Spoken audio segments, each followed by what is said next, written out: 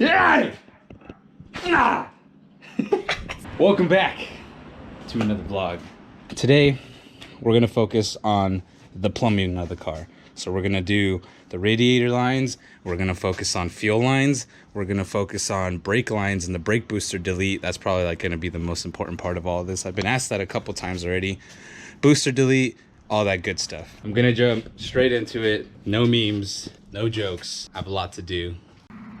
I ended up going with CX Racing headers and full exhaust all the way up to the Y pipe, which kind of stops by like the gas tank and stuff. Now, the reason I had those mounted, I had to work on this off camera a bit to see like my clearances and all that good stuff, to see if like the booster delete that I was gonna run, it was gonna end up working. So what I ended up getting, an E32 master cylinder from a 7 series. I bought it off Beamer World, and then I'm adapting it to a company called Massive Brakes. They make like these little mounting johnnies, and if you can see, it's like a little offset to the right, which is kind of what we want. We're trying to avoid hitting the LS like that. Now with this sitting here, I can't run my coil packs up here, so I ended up getting coil pack extension wires. I bought these off Amazon. So basically that connects to this, and then you have this long extension johnny where I'm pretty much gonna end up putting the coil packs like over here. I'm gonna cut the bracket, move the coil packs out of the way, run these coil lines like over here and all that good stuff, because we just don't have a lot of room in the E30 chassis. It's a little tight, Johnny. It's a little tight squeeze. The master cylinder on an E30, I believe this is OEM. It pretty much has 3 ports, 1, 2, 3, which is left brake, right brake, and then the rears. The rears are tied off into one. Now the E32, I don't have that. I don't have that extra bung on the bottom, which kind of blows. Now, probably asking yourself, well, why don't you reuse that one? I was told that using the OEM master cylinder, you have like super crappy pedal feel, and that the E32 one from the 7 series has a really good pedal feel without the booster. So we're gonna end up trying this.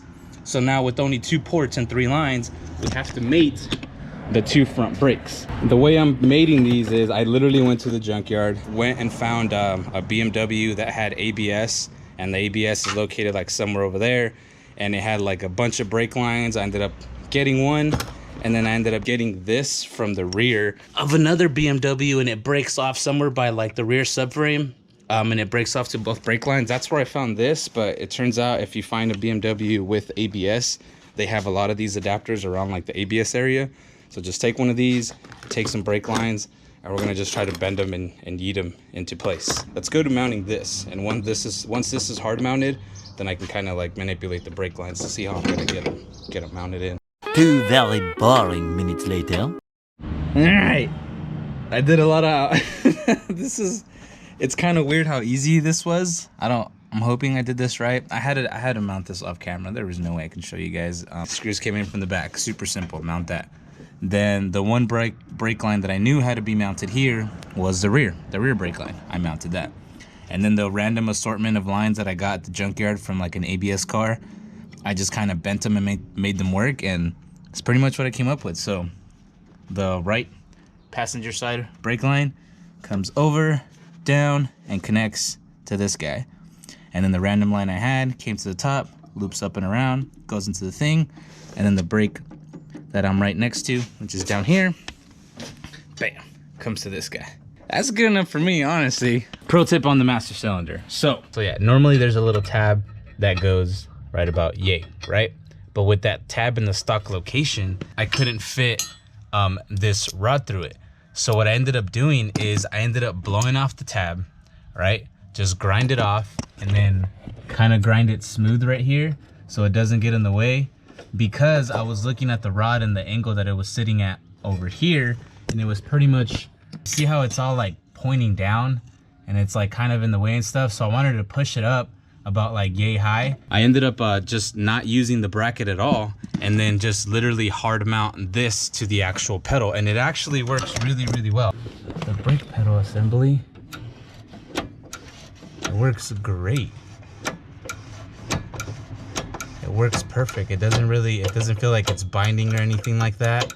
It's sweet. You just have to fly the bracket, poke a hole, and we're all set, dude. Super simple. I was trying to find ways to do this without having to like weld, because what I was gonna do is just weld the bracket, make an extension on it to reuse the bracket, but the offset of the master cylinder wasn't really allowing me to do that. You had to stick more towards the pedal because the master cylinder moves over away from the engine in the engine bay.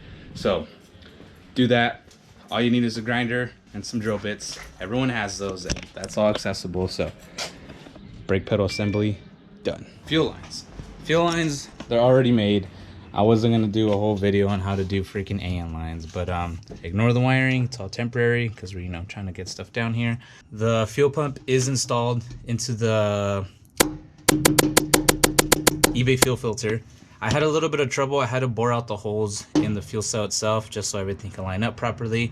Got that all mounted, ran the feed and the return, and both of those are going down there. I am going to be lining this with like some form of plastic so you don't get, you know, all that rub action and stuff. I already kind of grinded the edges so they can't like cut you, but I'm still going to line everything, especially the base. The base I'm going to paint it and line it, and I still have to make the tabs. I haven't made them, but the feed and the return, they're going to this Corvette fuel filter, and this fuel filter has a built-in regulator.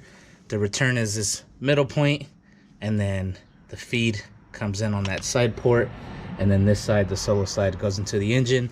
That's gonna mount into where the OEM gas tank was. I'm just gonna bolt that up there with like a self-tapper pretty much, and then that line, the feed line, runs all the way up. I'm gonna route that through the rail. That's all made, and then that comes up here. And then I ended up purchasing some Holley Sniper EFI. I just got these actually. I'm waiting for the crossover to connect to. That's gonna be -8. My fuel lines are all -6. That's all ready to go. So the fueling, plumbing is done. I just have to bolt everything up under the chassis. The next thing is radiator lines. Radiator lines are gonna be kind of tricky. Now, radiator lines, I also went with all dash fittings, and I went with the company, they're called Autoplumb. And what they do is they actually make adapters that go over to the OEM water neck, and they adapt over, and you can actually run like -20, -16, whatever it is. But yeah, I opted for -20. I want more water flow. And their thermostat housing, they have, this is a company name, Autoplumb. Bam. And they have a water neck adapter thing that you can also run -20, so that's what I opted for them. With Autoplumb, I ended up buying this, and I bought that.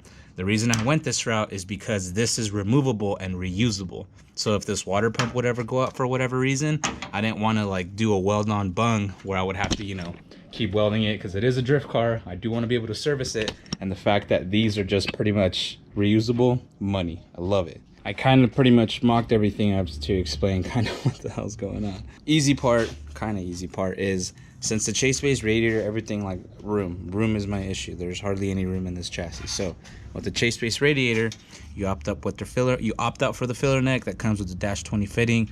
That's gonna go to a 90-degree elbow, because if I would have turned this way, this would have immediately ended up touching this 90. And this 90, this is like, it would have not worked, you know. I would have ended up turning that way, and then I would end up hitting here.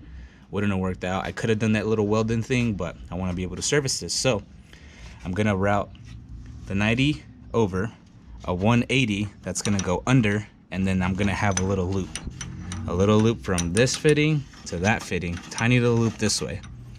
And then for the bottom out of the thermostat housing, I'm gonna end up routing this out past, the angle's wrong, but it's gonna go past the fuel rail. I'm gonna end up cutting it down here. The line's gonna shoot through here. I'm gonna end up cutting this, and it's gonna go down and loop over and go to this fitting. I did a terrible job of recording a lot of the progress that I made yesterday, but because of that, I did end up completing a lot. So now I actually, I don't think I recorded this part. I have my reservoir in, cleaned it up, looks nice. Just pressed it in. I advise you kind of grease those a bit, just a tiny bit, press it in, and it's good. Clutch line is gonna go there. Done. Now, what I didn't record, what I added, throttle cable. I ended up going with, boom. So I went with a low car throttle cable. There's the item number, 36 inches. And so I believe this is for carbureted engines. And then I got the bracket to match. There is item number and this bracket. is this guy, and that bolts straight onto my LS1 intake manifold. And then this is the throttle cable. It runs through the firewall. It's literally like this 2-pinch, like kind of how these two are pinching this. There's two little guys that pinching together. You feed them through the firewall. Can you see that little gray dude? That little gray guy? So it's just a pin on C-clips, and it literally bolts straight. I don't like that slop. It might not bother me, honestly. Throttle is done. Now, when you do get a carbureted throttle cable, you'll notice in the packaging that it comes with whatever the heck that is. It comes with whatever the heck this is. Take all that crap off, and then you're left with just this. Then head over to O'Reilly's or AutoZone, and they have cable stops. And you're gonna put the cable stop in through this Johnny. They're all universal. Feed the cord through, feed the thingy through, and then put a nut and bolt on each side of the little cylinder thing. Throttle cable, done. Honestly, if I were to redo this, the only reason I made this as complicated as it is because I wanted to run these accessories. If I were to redo this, I would run the alternator to its OEM location, which is like under the power steering pump. Leave all this free, and then you're free to snake lines and do whatever the heck. Now, the reason I was having tons of issues is because since this is so tight, I had to run spacers on my radiator.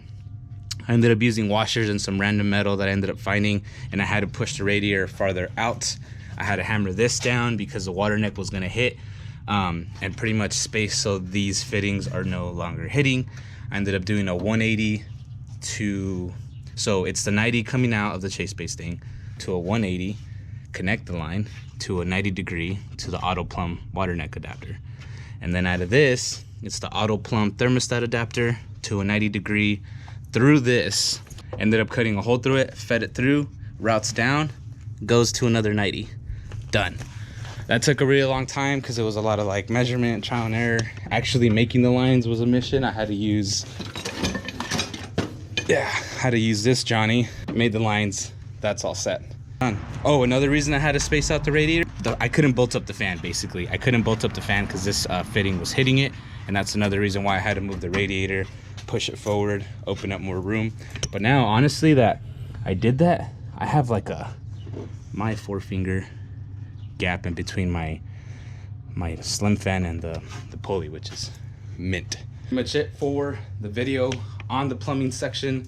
It was I pretty much did it off camera. I'm sorry. I'm so sorry. I was just really upset, honestly. Doing the -20 lines, it's super hard. It is not easy. If you have a local shop that makes -20 lines and you know your measurements, do it. Pay the extra money. If you're gonna do an engine swap, you're gonna have to spend the coin. Just do it. Save yourself the headache. Or if you want to send it and struggle like I did, screw it. Do that too. But anyways, thank you for watching today's video. Appreciate all of you guys. We're coming super close to an end. I believe next video this engine will be running. I'm not gonna cover too much of the wiring because it's a mess. But anyways, I'm talking too much. I'm blabbering. Thank you for watching. Make sure you guys like, comment, subscribe, comment your questions down below. I'll be happy to answer them. That's it. Peace out.